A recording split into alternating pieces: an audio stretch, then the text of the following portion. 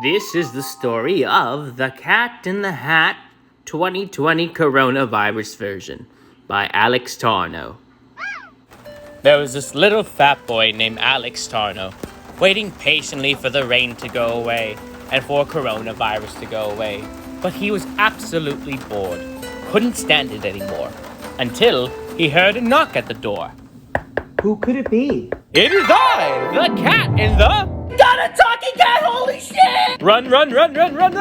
Sally, get mom's gun! Holy crap, it's a talking cat! It's a demon, Sally! This moron's gonna kill me! Oh no! Just stay away! I don't wanna die! Please don't kill me! Don't kill me! Kill the cat! Kill the cat! Kill the cat! Fish can talk too! Ah! I'm going crazy! I'm going freaking crazy, man! COVID's killing me! Please don't do it! Do it!